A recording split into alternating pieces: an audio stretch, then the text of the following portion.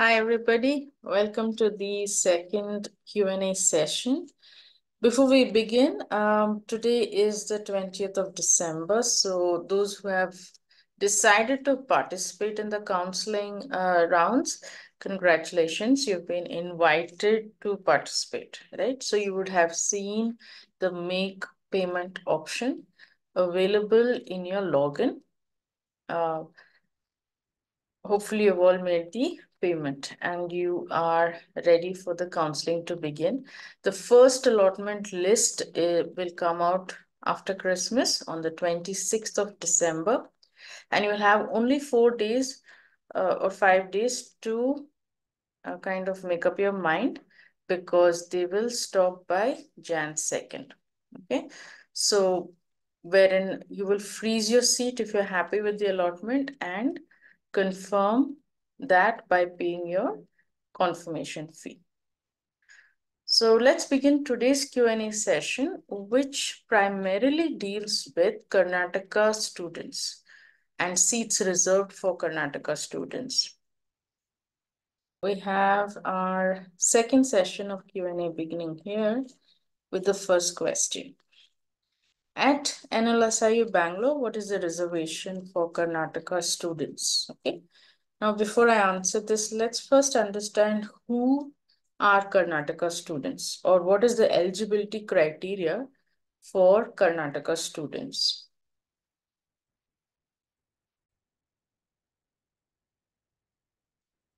So NLSIU has 25% of their seats reserved for students from Karnataka.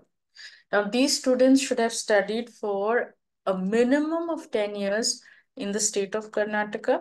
Okay, and as you can see, they will be eligible for this category called Karnataka students. This is nothing but a domicile category.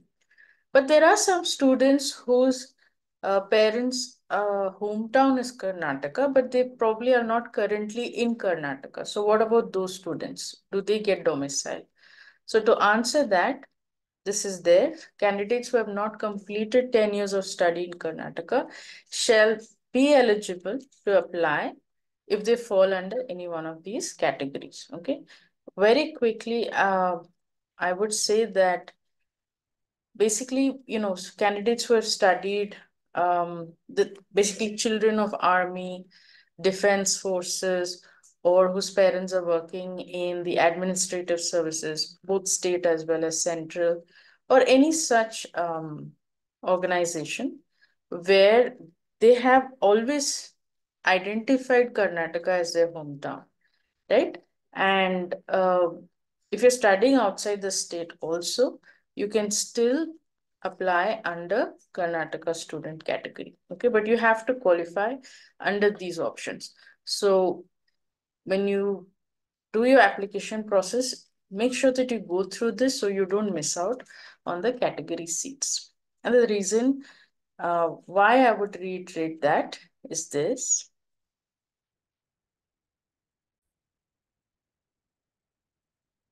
So the sections under Karnataka seats or domicile seats are this. You should be able to see it. So you will have general category of Karnataka. Then you have SCKA. So that's all the category students under scheduled caste, scheduled tribe, OBC, and EWS. Okay, all from the state of Karnataka. So when you have 25% of the total number of seats, and during this presentation, I will show you how those number of seats have been increasing year on year. You'll understand that your chances of getting into NLSIU under this category is very high. Okay, and especially students from districts like Chitradurga, Mandya, Hassan. These are places where we have seen students who are doing very well. Okay, and also I think Mangalore, Shivmoga, Tumkur, and Kodagu also. Okay, we have some students from these places who are applying under these categories. So let's get back to the questions. At NLSIU Bangalore, what is the reservation? Okay, the reservation is 25% of the total number of seats. So so this year for CLAT 2024, the total number of seats at National Law School of India, Bangalore is 300. Okay, and 25% of that is 75 seats. I have details for CLAT 2023, where it was 60 seats.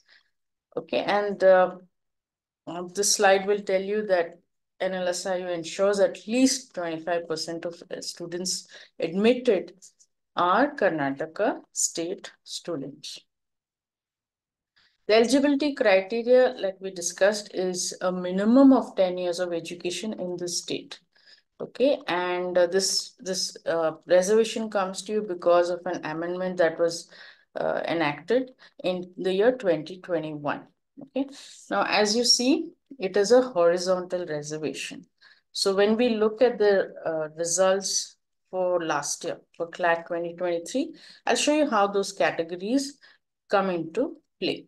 Okay, let's look at the next question. Is it true that more number of Karnataka students will be admitted this year via CLAT 2024? Yes, because the reservation stays at 25%, but that 25% is based on the total number of seats. Now, at NLSIU, they have an expansion plan. So they keep increasing their total number of seats every year. Okay, so here you go. Reservation for Karnataka students remain at 25%. The intake has increased to 300 seats this year. So therefore, the seats reserved for Karnataka is 75. Here is a breakup of students admitted per academic year. And this is the total number of seats. Okay. So you have, let's see, I think we'll use a highlighter. So the total number of seats was 120, okay, of which 25% is 30 seats. So this was the year 2021-22, right? The next year, the total number went up. Again, the seats reserved for Karnataka students went up. Last year, the total number again went up and seats reserved for Karnataka students went up. Okay, so in proportion, the 25% will apply and you will get your seat. So this year, CLAT 2024, 25, that is your academic year, your seats will go up to 75. All right.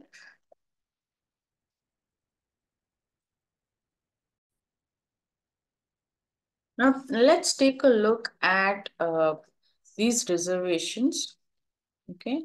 How it applied in the, I believe there's a first list from last year. Yeah. First list of CLAT 2023. Okay. So here you have it, undergrad. So the first couple of seats all go to the All India rank. Okay. But then you will start seeing WGC Karnataka. W is women, GC is general category and Karnataka state. Okay. So that was the 12th rank and so on. So here you'll have WGC Karnataka, EWS Karnataka, okay, OBC Karnataka, OBC Karnataka again. So as you see, all these reservations, right, these are horizontal reservations. You will get your rank and the seat that you're eligible for. So make sure that you look at this document. In my previous video, I've shown you where to go in the consortium's website to find this document. You should be able to see it. And for students who are writing CLAT 2025, you can start tracking this as soon as the first allotment list comes out, okay, which is on 26th of December. Okay. The third question is for Karnataka students, what is qualifying document and where to apply? It's very simple. Your qualifying document is issued by your school where you studied. They'll give you a study certificate, okay? And it will have the academic year you joined the school and the year, the school leaving year. Okay, and typically most of us have studied for at least 10 years in the same school or so on. Now, if you have a break, if you have studied for 4 years in a school, 5 years in another school, you would have been issued a school leaving certificate. Okay, so you'll have to collate everything, keep all your records uh, correctly so that at the point of admission, you're able to uh, present it. Um, Now, what matters is cumulatively you should have 10 years of studies in the state. Okay. Yeah, minimum 10 years is issued by your school. Okay, it has to be a school in Karnataka. So, yes, the next year's CLAT, which will be in December of 2024, but the exam is called CLAT 2025, right? So we've started classes, we have started the registrations. It's a hybrid program. What that means is very simple. During the weekdays, you will have online classes, and on Sundays, you will have offline classes. Okay, so a hybrid will include the best of the two. The core set of teachers who are with us, who have been with us, they'll all be there to train you. So I think this brings us to the end of, yes, to the end of the questions. Now,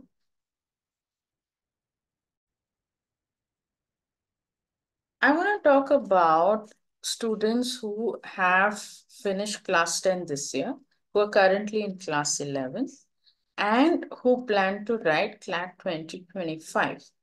Now, I'll take you back in time when your results came out in the month of May.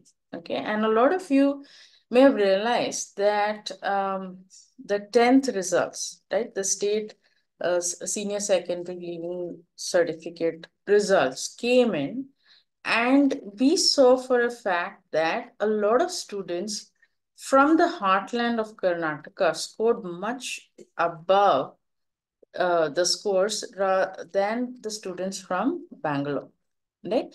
And I think Chitradurga topped the list. I've been through this article.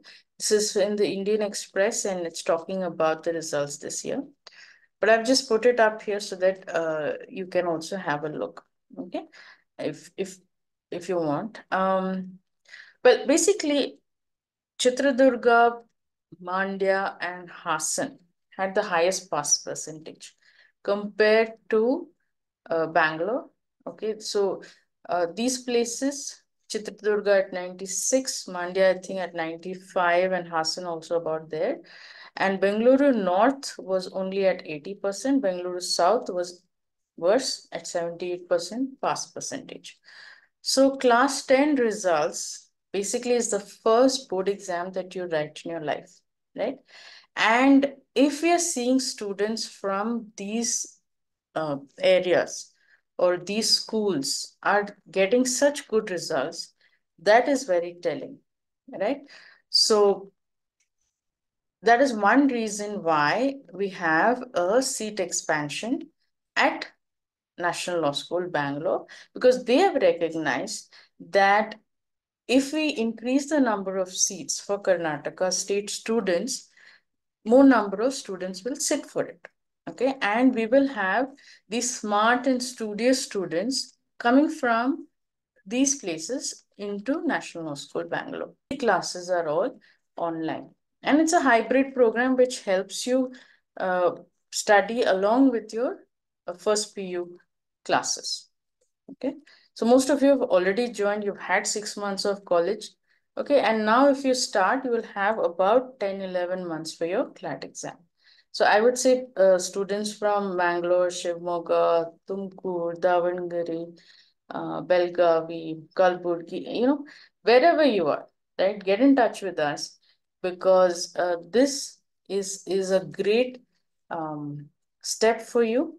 Okay, if you use your domicile uh, cleverly, and you will stand a chance getting into National Law School, Bangalore. We're helping you train for the exam, right? But the fact that you've done 10, 12 years of schooling in the state gives you another advantage. So the domicile, in conclusion, what I want to say is the domicile reservation has opened up so many more seats for students from Karnataka than what was before. Okay, until the year 2020, National Law School Bangalore had no reservation for the state, whereas all the other national law schools had their own state reservation, like Nalsar for Telangana and so on, Orissa and UP and so on. So from the last 3 years, we've seen the uptick of these students from Karnataka. Okay, and more students from outside Bangalore who are interested in law. So I think I'll end my words here by saying that NLSIU Bangalore, Karnataka seats have increased. So look at it as a viable career option. All right. Until next time, thank you.